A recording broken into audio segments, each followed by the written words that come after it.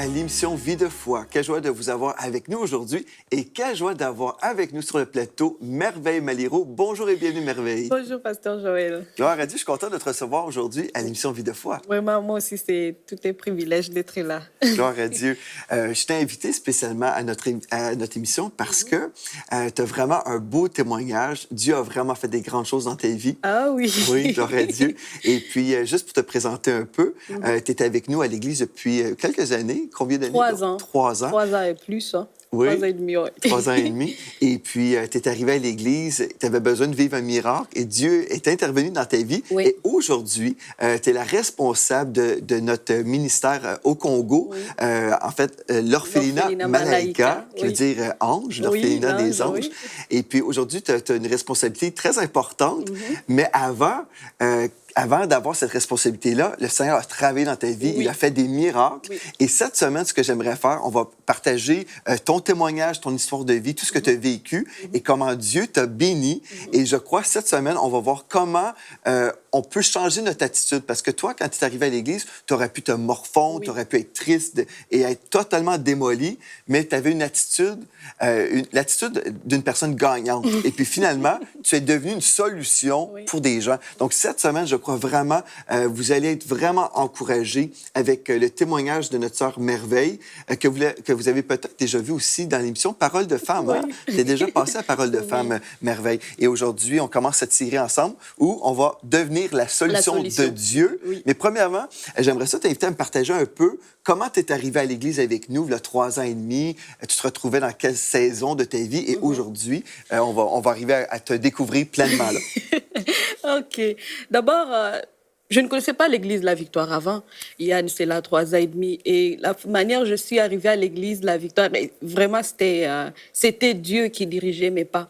On venait tout juste de se séparer avec mon mari. On venait de se séparer avec mon ex-mari, je peux dire ça comme ça. Et j'avais une amie ici à Granby. Elle s'appelle Rosette. Et je ne savais pas où aller.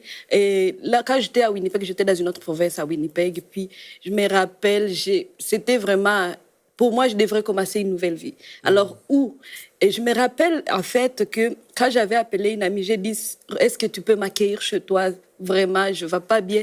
Et surtout, ne me demande pas beaucoup de choses. Seulement, j'ai besoin de là où mettre ma tête. Alors, elle a dit, OK, viens, arrive. J'avais mon fils et j'étais enceinte de 2 mois. Oui. Et mon fils avait 2 ans. Et ton mari t'abandonnait, là, oui, on venait de se séparer. Alors là, à se séparer, alors j'ai dit, bon, moi, il faut que je change le décor autour de moi pour recommencer une nouvelle vie.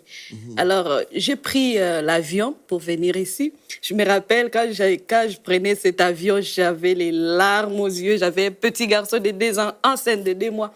Et la prière que j'avais faite dans l'avion, c'était une phrase qui est d'Absaume 119, une phrase parmi celles de David. Elle dit, Seigneur, prends-toi garant de ma vie.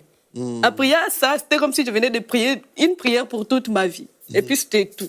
Et toi, Merveille, juste pour mettre les gens dans le contexte, tu avais quitté le Congo pour venir au Canada pour rejoindre ton mari. Oui, c'était ça. Et puis, rendu dans le pays, ton mari t'a abandonné. Oui. Et puis, c'est quelle tristesse. On pourrait être totalement démoli et dire, ma vie est finie. Hein? Il y a des gens qui peuvent penser comme ça. Et même toi, je pense que tu as vécu des grandes épreuves. Oui, vraiment, c'était une situation troublante pour moi. Et aussi parce que quand je suis quittée au Congo, je servais Dieu dans l'église et je chantais. Alors vivre une situation pareille, c'est comme si, OK, pourquoi ça m'arrive à moi? Qu'est-ce que j'ai fait à Dieu? Et puis le regard aussi humain, c'est comme, OK. Donc, beaucoup de jugements. Beaucoup de jugements. Alors, je voulais vraiment me cacher. Je voulais plus apparaître. Je me disais, c'est la nouvelle vie, je me cache. C'était comme ça. Alors, en arrivant ici, mon ami m'a amené à l'église de la Victoire. Et quand je suis arrivée à l'église, parce que la première chose que je lui avais demandé, j'ai dit, où est l'église? Je dois trouver l'église. Parce que en moi, comme j'ai grandi, je ne pouvais pas être dans une ville sans connaître où est l'église. Alors, elle m'a amenée là-bas. Et quand je suis arrivée à l'église de la Victoire, c'était comme, waouh, c'est la maison. Et je me rappelle de Pasteur Wallace et notre... Madame Spinks, Oui. Fernande. Tu l'appelais ma mère, maman Oui, Fernande. c'est ça, correct, je l'appelais tu peux dire ça. maman, vraiment. Je me rappelle de ce sourire qu'il m'avait fait. Et puis, ils m'ont vraiment bien accueilli. Et puis, 2 jours plus tard, ils sont venus me rendre visite là où j'étais, chez mon ami. Et moi, à ce moment-là, Juste pour mettre les gens en contexte Oui. aussi, c'est que mes parents, Pasteur Wallace et maman Fernande, Oui. À l'époque, ils étaient tous les deux responsables des soins pastoraux à Oui, l'Église. c'est Donc, ça. c'est eux qui t'ont accueilli à l'Église. Oui, c'est eux qui m'ont accueilli. Et quand je les ai rencontrés, j'avais à moi la culpabilité. Et puis je me disais, comment est-ce que je vais être dans l'église avec la séparation, tout ça, et dans le mariage. Et là, ce que Pasteur Wallace m'avait dit, il a dit, Dieu, c'est Dieu de liberté. Et il n'est pas là pour nous condamner. Cette parole, ça comme, waouh! Wow. Vraiment, ça m'a vraiment béni. Et j'ai commencé à me sentir comme souple. Pourquoi m'inquiéter quand Dieu, c'est Dieu de liberté et il n'est pas là pour nous condamner, pour dire, Merveille, tu as fait ça, et puis ceci, c'est là. Vraiment, ça m'a vraiment aidé. Et puis, c'est comme ça. Surtout l'amour que j'avais reçu à l'église, ça m'a fait asseoir et je m'étais sentie à la maison. C'est Gloire comme à ça Dieu. que je suis restée là et jusqu'à présent. Oui, gloire à Dieu. Oui. Gloire à Dieu. Donc, c'est ça. Tu es arrivé, tu avais des besoins. Je sais que mes Oui. parents t'ont aidé aussi. Oui, et comme c'était une nouvelle vie que j'étais en train de commencer, j'avais des besoins pour le matériel. Et l'Église, vraiment, ils m'ont béni avec tout. Je me rappelle que Maman Fernande est venue chez nous, là, chez Rosette, et puis elle m'a dit, alors, on y va. Tu vas aller choisir tout ce que tu veux. Ouais. Alors, nous sommes allés sur les meubles, on a choisi les meubles. Alors, quand je regardais tout ça, je disais, oh, waouh, je suis une princesse de Dieu. Alors, je me rappelais toujours de cette phrase que je disais dans l'avion. Prends à toi, garde de ma vie, Seigneur. C'est comme si cette phrase, ça m'accompagne. Ouais. Ça m'a accompagné et vraiment le père qui a maintenant pris à charge sa fille, je l'ai vu Ouais. à ce moment-là. C'est Oui. ça. Il y a des gens qui vivent une situation semblable. Bon, ils se font abandonner par un mari, par exemple, comme dans ton cas. Ils vont renier Dieu. Dans certains cas, il y a des gens qui vont dire, mais Seigneur, pourquoi cette chose-là m'arrive? Je vais renier Dieu. Et puis, mais toi, tu as eu une réaction différente. Au lieu de te détourner de Dieu, tu as décidé de te tourner encore plus, de t'accrocher même. Oui, c'est encore. ça, c'est ce qui est arrivé vraiment. Parce qu'une chose qui était à moi, je posais beaucoup de questions à Dieu. Je voulais comprendre pourquoi ça m'arrive, moi. Parce que, Pasteur Joël, quand les choses comme le divorce, ça arrive, quand c'est pas à toi, tu prends ça comme une histoire. Tu vois ça de l'autre côté, ah oui, c'est arrivé à telle personne, ok, ça devient une histoire. Mais quand ça nous arrive, maintenant, dans notre vie, on se pose des questions, on dit pourquoi? Alors moi, je voulais vraiment que Dieu me dise pourquoi. Mais la façon dont il m'a répondu, c'est parce que moi, je me dis peut-être je ne suis pas bonne, ceci, c'est là. Et puis après, avec tout le jugement que je craignais, comme parce que je me sentais tellement transparente, j'ai toujours dit, je l'ai lu dans mon livre, que j'ai dit, comme une banane épluchée, tu ne veux pas aller plus vers les gens parce que tu veux maintenant t'écarter. Et puis, je passais maintenant beaucoup de temps avec Dieu. Je disais, Seigneur, c'est une vie que je veux commencer. Et puis, j'étais loin de mes parents. Alors, étant loin de mes parents, la personne à qui je devais me confier, c'était Dieu. C'est ça. C'est toi maintenant qui vas prendre ma vie, Seigneur. Tu vas faire pour moi une nouvelle famille. Vraiment, c'est une nouvelle vie. Alors, c'est à ce moment-là que j'ai commencé vraiment à vivre des transformations au niveau du cœur et surtout connaître pourquoi je suis sur Terre. C'était vraiment cette marche vraiment qui était à moi. Je me souviens, on avait déjà eu une conversation, tu me disais, pour toi, tu as choisi, dans ton cœur, tu as établi que Dieu était pour être ton mari. Oui. N'est-ce pas? Parce Oui. que ton mari t'a abandonné, Oui. mais tu as dit, je me tourne vers le Seigneur. Et je me souviens du verset qui est dans Ésaïe 54 plutôt. Quand je lisais ce verset, j'étais à genoux, je pleurais beaucoup. Et il y a un moment, un endroit où Dieu, je pense que c'est le verset 6, où il dit, comme une femme abandonnée, moi le Seigneur, je t'accueille. Quand j'ai lu une femme abandonnée, et c'était le sentiment que j'avais. Ça comme dit, oh wow, Dieu sait ce que je ressens. Alors, il m'accueille chez lui. Maintenant, il va s'occuper de moi. C'était cette parole qui m'a vraiment aidée. J'ai compris que mon Père, mon Dieu, il connaît ce que je ressens. Je vais lire le texte dans Ésaïe 54, verset 6. « L'Éternel te rappelle comme une femme délaissée et au cœur attristé, comme une épouse de la jeunesse qui a été répudiée, dit ton Dieu. » Donc Dieu te parlait. Vraiment, Dieu ne t'avait pas abandonné, lui. Oui, il m'avait parlé, il m'a dit, toi, tu es à moi. Wow. Donc, tu as pu vraiment placer ta confiance en lui et ne pas recevoir un esprit d'abattement dans ta vie ou avoir cette attitude de défaite et se morfondre. Parce qu'on peut entrer là-dedans dans un esprit de deuil même. Hein? Il y a des gens qui vivent même 30 ans plus tard. Des deuils. Oui, et comme ils sont dans le deuil, ils ne peuvent pas entrer dans leur destinée. Ils sont mis à côté finalement, sont à côté de la piste. Mais ce que j'ai trouvé vraiment remarquable, mon épouse et moi, on a trouvé remarquable chez toi, Merveille, c'est que nous, depuis qu'on est pasteur, depuis 2003, on est dans le pastorat et on a vu beaucoup de chrétiens, beaucoup de personnes qui ont vécu des épreuves. Et on voit deux types de personnes. Il y a des gens qui vont demeurer dans l'épreuve, ils deviennent même victimes et puis ils vont s'apitoyer sur leur sort. Ils vont dire, ceci m'arrive. Et on comprend quand on vit une difficulté, c'est normal, on va avoir une réaction, on va vivre des émotions, c'est normal. Hein? On est des êtres humains, Dieu nous a créés avec des sentiments. Oui. Mais il y a des gens qui restent là pendant des années, et même 30 ans plus tard, il y a des gens qui parlent toujours des douleurs. Et ils n'ont pas vécu une guérison, ils restent là. C'est comme si le peuple d'Israël qui était dans le désert, ils ont décidé de rester là, de camper 40 jours, hein, 40 ans plus tôt. Mais dans ton cas, tu as vécu une épreuve, mais tu as relevé la tête. Et la Bible nous dit, quand nous relevons la tête, quand nous regardons le Seigneur, nous sommes rayonnants de joie. Oui. Et malgré ton histoire d'horreur, quand tu es arrivé à l'Église, tu étais démoli, mais tu as décidé, je regarde au Seigneur, et on voyait la gloire de Dieu sur toi. Puis j'ai dit à ma femme, et c'est ma femme qui me disait ça, elle dit, Merveille, là, est merveilleuse. Parce qu'elle dit, Merveille, c'est une femme qui est une combattante. Tu es une combattante, une conquérante, et que même si cette chose-là terrible t'arrivait, ton Dieu était là et tu pouvais placer ta foi en lui. Oui.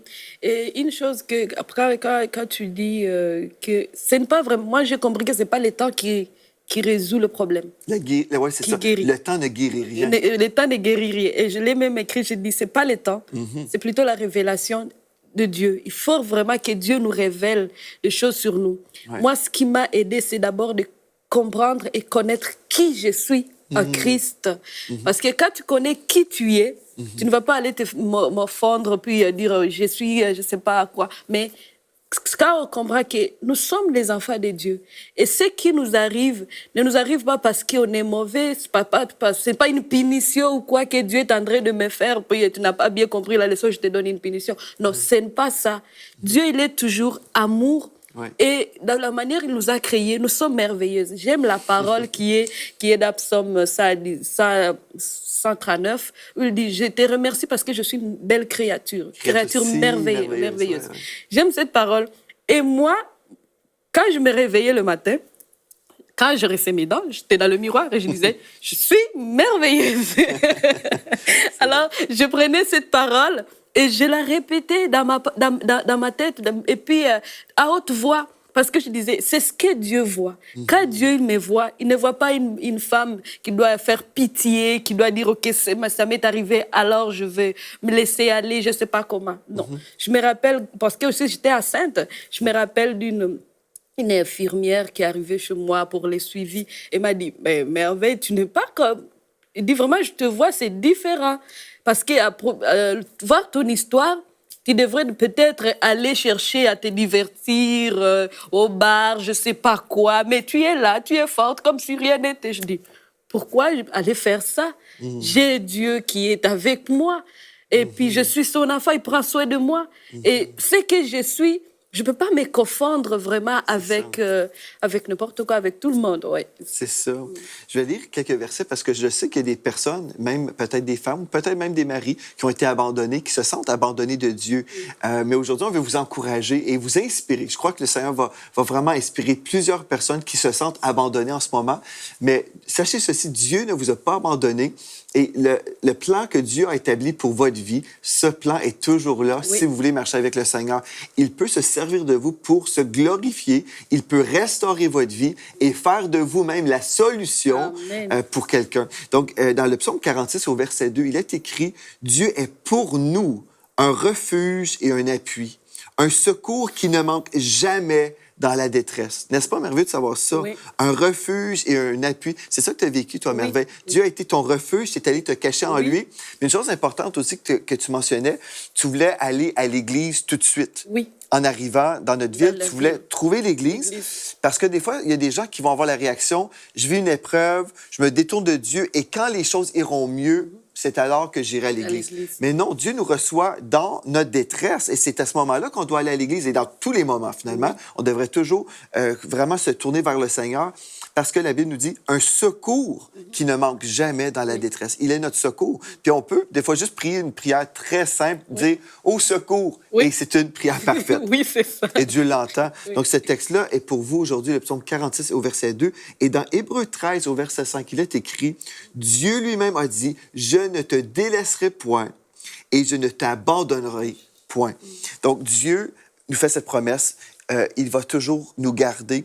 Il ne veut pas nous abandonner. Mais on doit faire une chose, n'est-ce pas, comme tu as fait. Dans Deutéronome 31 au verset 6, il est écrit « Fortifiez-vous et ayez du courage. Ne craignez point et ne soyez pas effrayés devant eux, car l'Éternel, ton Dieu, marchera lui-même avec toi. Il ne te délaissera point, il ne t'abandonnera point. » Mais une chose qu'on doit faire ici, le texte nous dit « Fortifiez-vous et ayez du courage. » Donc, on doit se parler, n'est-ce pas? Oui. Parce que pour toi, dans ton cas, tu aurais pu juste dire « Bien, ça m'arrive et voilà, j'abandonne. » Mais tu as décidé « Je vais me fortifier. » Dis-moi comment tu faisais pour te fortifier dans l'épreuve. Pour me fortifier dans l'épreuve, c'est vraiment d'être aussi proche de Dieu. C'est nourrir de sa parole. Parce que c'est sa parole qui nous donne la force. Et voir ses promesses. Quand on lit les promesses de Dieu, ça nous fait toujours du bien. Parce que tu comprends qu'en fait, même si je traverse la situation, d'abord, Dieu, il m'offre le refuge. Donc, c'est à lui que je dois aller me confier. Donc, la parole de Dieu, et je pense que j'ai passé plus de temps dans sa présence. Parce que je n'avais pas de travail, je n'étais pas étudiante, alors je restais à la maison. C'était là, dans sa présence. C'était vraiment dans ma chambre secrète. Et puis, c'était des moments merveilleux, Parce qu'à quitter là-bas, tu es forte. Au lieu d'aller chercher, de se divertir ailleurs. Mais moi, j'avais choisi la présence de Dieu. Et j'étais toujours forte, vraiment, Gloire à Dieu. là-bas. Grâce au Seigneur. Et quand tu étais au Congo, avant de venir au Canada, tu étais dans une famille musicale, hein? C'est ça? Vous étiez toute une famille. Parle-nous un peu de ton témoignage au Congo, même. Comment ça se passait pour toi là-bas? Quand j'étais au Congo, mon père, ma mère, mes sœurs et mon frère, on chantait tous à l'église. On avait produit aussi 3 albums. Donc, vraiment, c'était une famille de chantres. C'était ça. Et puis, une autre chose aussi qui m'avait terrifiée, c'est parce que cette famille aussi, de l'autre côté, s'est divisée. Donc, mon père, au même moment. Alors, ça a été vraiment un fardeau lourd à porter. Et j'ai demandé à Dieu, j'ai dit, est-ce que tu ne nous connaissais pas? Peut-être qu'on faisait les choses que tu n'acceptais pas notre louange ou c'était quoi? Oui, c'était vraiment terrifiant. Et puis, parce qu'en soi, tu es brisé. Et puis aussi, l'extérieur rajoute des paroles. Comme, ah oui, vous chantiez, alors ceci. Donc, c'était l'hypocrisie, c'était quoi? Et pourtant, toi, tu sais que ce n'était même pas ça. Tu es innocente, tu n'as rien fait. C'est comme, waouh. Mais c'était ça vraiment. Depuis toute jeune, j'ai grandi dans l'église. Et c'était ça l'ambiance de notre famille, la louange à la maison. Tu étais connue aussi au Congo. Oui. Donc, tu étais dans une famille connue dans le ministère, 3 albums, vous chantiez. Avec une influence. Oui, et cette famille aussi se brise. Oui. Ta famille au Canada se brise. Tout en même temps. C'est terrible. C'est attristant, certainement. Oui. Mais Dieu n'a pas changé. Dieu n'a pas changé. Dieu n'a pas changé. Et surtout, ses promesses pour nous, ça ne change pas malgré ce qui nous arrive. C'est ça. Parfois, on peut penser qu'il y a un plat B pour Dieu. Je comprends que pour Dieu, il n'y a pas un plat B. Il y a un plat A. Et ça reste comme ça. C'est pas que parce que tu viens de perdre une jambe, alors Dieu va chercher, ben non, tu viens de perdre ta jambe, qu'est-ce que je vais faire pour toi? Non, c'est pas ça. Ça fait penser, Merveille, à une sœur à l'église qui avait reçu un mauvais diagnostic du médecin lui disant écoute, tu ne pourras plus utiliser ta jambe, on va même devoir peut-être l'amputer. Et puis mon père et moi, on avait été lui rendre visite, et puis elle fait partie maintenant du groupe de prière que tu as. Oui. Et puis son rêve, c'était d'être missionnaire, et puis elle avait été missionnaire dans le passé, puis elle savait que Dieu l'appelait à être missionnaire encore. Et puis je me souviens, on avait été la voir, et puis elle était vraiment attristée parce que c'était comme la fin de son rêve. Oui. C'est terminé, je voulais être missionnaire, mais là, le médecin dit non, c'est terminé. Et puis, je vais reprendre tes paroles. On lui a dit tout simplement, c'est que le rêve de Dieu n'est pas terminé pour toi. Et Dieu a le dernier mot. Et ce qui est impossible à l'homme est possible pour Dieu. Donc, on a prié pour elle, tout simplement. Et puis, elle s'est tenue dans la foi. Et puis, elle est missionnaire aujourd'hui. On n'a pas amputé sa jambe. Et puis, cette sœur, bon, elle est allée... Dans certains pays aussi, là, en tant que missionnaire. Et puis, elle a été une source de bénédiction pour des gens. Et puis, elle a vu la fidélité de Dieu. Amen. Donc, c'est merveilleux. Et je veux dire une chose, parce qu'il y a une mentalité dans le corps de Christ qui dit, tout ce qui m'arrive, si je suis enfant de Dieu, tout ce qui peut m'arriver est autorisé de Dieu. Et ça, c'est vraiment une fausse doctrine qui circule dans le corps de Christ, parce que nous comprenons que Dieu est souverain, mais dans sa souveraineté, Dieu a donné à l'être humain des choix. Par exemple, le fait que ton mari t'a abandonné, ce n'est pas Dieu l'auteur du péché et de l'abandon. Ce n'est pas Dieu. Le fait que ta famille au Congo s'est brisée, ce n'était pas Dieu qui avait brisé la famille. Donc, le diable vient nous voler, nous égorger et nous détruire. Mais Jésus est venu nous donner la vie et la vie en abondance. Et tu as pu discerner que Dieu n'était pas l'auteur de ton horreur, là. Et ce n'est pas non plus Dieu qui a permis. Des fois, on dit, ah ben Dieu a permis. Dieu permet tout ce qui se produit sur la terre quand l'enfant de Dieu ne prie pas. Parce que Dieu a délégué à l'être humain de l'autorité. Et si on veut faire des guerres, on peut faire des guerres. Si on veut faire des meurtres, c'est la même chose. Nous sommes libres, des agents libres sur la terre. Et si on attribue tout ce qui se passe à Dieu, on dit, ah ben Dieu contrôle tout. Ça, c'est faux, ça. Moi, j'ai un enseignement sur enseigne-moi.com que vous pourrez écouter. Et on a fait une série, la sœur Audrey Mac, mon épouse et moi, sur justement Dieu ne contrôle pas tout. Et c'est une mentalité dans le corps de Christ. On s'imagine que nous sommes des robots et que Dieu contrôle tout comme ça. Donc, Dieu a donné à l'être humain le choix, la possibilité de choisir, hein, le libre arbitre. Donc, on peut choisir de faire le bien ou on peut choisir de faire le mal. Et Dieu est toujours pour le bien, n'est-ce pas? Et il est pour le bien. Mais ce qui se passe, c'est que si on comprend que Dieu ne contrôle pas tout, que Dieu peut être au contrôle de notre vie. Moi, je peux dire, Seigneur, je veux vraiment que le Seigneur Jésus soit le maître de ma vie. À ce moment-là, je peux dire, Seigneur, tu es au contrôle de ma vie. Mais celui qui fait le mal, non, je ne pourrais pas dire que c'est Dieu qui contrôle cet homme-là. Donc, il faut faire la part des choses. Il faut vraiment faire attention. Il faut renverser cette tradition dans le corps de Christ. Et surtout, quand on dit ça, merveille, là, ah, Dieu contrôle tout, la personne qui ne connaît pas Dieu comprend, quand on dit ça, là, que Dieu est l'auteur du mal. Du mal. Non, Dieu est bon. Il est infiniment bon. Mais ce qu'on doit faire, si on comprend, OK, Dieu ne contrôle pas ou n'envoie pas le mal, ne permet pas le mal, mais il m'a donné de l'autorité spirituelle et je dois empêcher le mal de gouverner dans ma vie, n'est-ce pas? Ça me fait passer... Et c'est ce que aussi j'avais compris, parce que pour vraiment arriver à se relever, c'est de comprendre tous ces principes-là.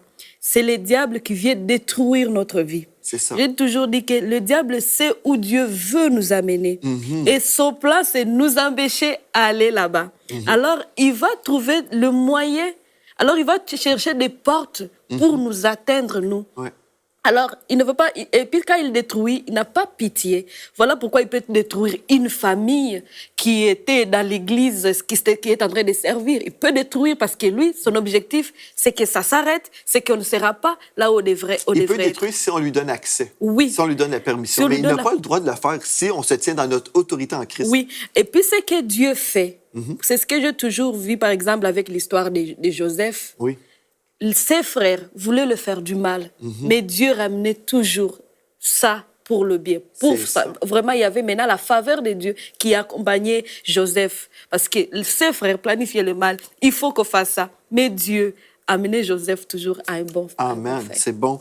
Je vais lire un texte dans Romains 8, 28. Ce texte-là nous dit, toute chose concourt au bien de ceux qui aiment Dieu. Oui. Et on l'a cité à maintes reprises hors contexte. Et je vais le relire maintenant. Si on va au verset 26, il est écrit « De même aussi l'Esprit nous aide dans notre faiblesse, car nous ne savons pas ce qu'il convient de demander dans nos prières, mais l'Esprit lui-même intercède Amen. par des soupirs inexprimables. » Quand on passe à travers des saisons difficiles comme ça, l'Esprit sait comment prier. Et celui qui sonde les cœurs connaît la pensée de l'Esprit, parce que c'est selon Dieu qu'il intercède en faveur des saints. En faveur des saints. Donc, nous savons du reste que toute chose concourt au bien de ceux qui aiment Dieu, de ceux qui sont appelés selon son dessein. Donc, dans ton cas, comme tu as prié, dirigé par le Saint-Esprit, Dieu a pris les choses difficiles, les épreuves, tout ce que l'ennemi envoie contre toi pour te détruire. Comme tu as prié, comme tu as décidé de placer ta foi dans le Seigneur, Dieu a pris ces choses-là et il a renversé le mal en bien. Comme avec Joseph. Oui. Mais si on ne se tourne pas vers le Seigneur, si on est contre le Seigneur à ce moment-là, si on dit « Seigneur, c'est toi l'auteur du mal », si on est frustré ou en colère contre Dieu, bien une chose, on doit comprendre, Dieu a toujours raison, de un, et on perd notre temps si on se met en colère contre Dieu. Honnêtement, vraiment, des fois, j'entends des chrétiens dire « Je suis en colère contre Dieu ». Dieu est celui qui veut votre bien, Dieu est celui qui veut vous restaurer, donc ne soyez pas en colère contre celui qui veut vous aider. Là. Donc, on doit savoir qui est notre ennemi. C'est le diable, notre ennemi. Donc, on place notre foi dans le Seigneur Jésus et vraiment, on prie, dirigé par le Saint-Esprit, rempli de l'Esprit, on prie en d'autres langues. Et là, toutes choses vont concourir à notre bien si nous prions. Si on ne prie pas, oubliez ça, ce que l'ennemi emmène contre vous peut venir vous détruire aussi. Donc, il y a une condition et on doit revenir à la parole de Dieu dans son contexte pour savoir... OK, cette chose-là ne m'arrive pas parce que Dieu le voulait comme mon école, mais il voulait Dieu veut me protéger, en fait. Oui, et par là aussi de l'autorité, parce que Dieu nous a donné l'autorité sur notre propre vie. Parce que moi, une parole aussi qui m'avait aidée, l'une des paroles qui m'avait aidée, c'est quand Jésus, la Bible dit... J'ai le pouvoir de marcher sur les serpents, sur les puissances nuisibles. Alors, c'est l'autorité que Dieu m'a donnée à moi. Alors, quand Dieu me donne cette autorité, même si une situation difficile va m'arriver, il faut que je décide de marcher dessus. Il ne faut pas que la situation marche sur moi. Alors, c'est moi de marcher dessus, de dire, Dieu m'a donné le pouvoir. Amen. À partir de Jésus, à travers Jésus, nous avons cette autorité, parce qu'il nous l'a donnée. Amen. Oui. Donc, je vais lire le texte que tu viens de citer. En fait, c'est dans Luc 10, 19, il est écrit « Voici, je vous ai donné le pouvoir ou l'autorité de marcher sur les serpents et les scorpions, sur toute la puissance de l'ennemi, et rien ne pourra vous nuire. » Rien. Rien ne pourra nous nuire. Donc, merveille, toi, tu es arrivé à l'église brisé.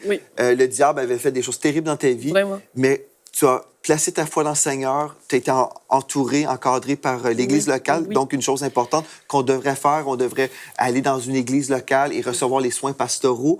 Et demain, on va poursuivre dans ton histoire, mais cette fois-ci, on va raconter l'aspect vraiment d'une percée dans ta vie. Et on veut vraiment que vous puissiez être là demain pour entendre la suite, en fait, parce que là, on a juste entendu le début, parce que Dieu a fait des grandes choses dans ta vie. Même, tu reviens d'un voyage au Congo, tu as prêché devant 2000 personnes, et on dit gloire à Dieu pour l'œuvre de Dieu dans ta vie, ce que Dieu a fait pour toi, mais tu as fait les bonnes choses. Tu as gardé ta foi dans le Seigneur. Tu n'as pas renié le Seigneur pour autant. Tu as resté attaché au Seigneur. Tu as été à l'église locale où tu as reçu des soins pastoraux. Tu as été guéri et relevé. Et aujourd'hui, tu marches dans ta destinée et c'est de gloire en gloire. Et demain, vous allez apprendre comment vous pouvez marcher sur un chemin de bénédiction parce que Dieu vous aime avec un amour éternel. Il veut vous guérir, vous restaurer. Ce n'est pas la fin de votre vie, même si vous avez une épreuve. Dieu est là pour vous. Il vous aime et puis il va vous restaurer.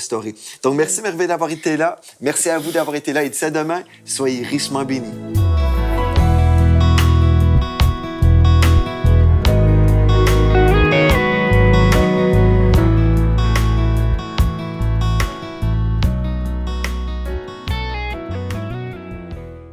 Cette émission a pu être réalisée grâce au précieux soutien des partenaires d'Enseignement Canal International.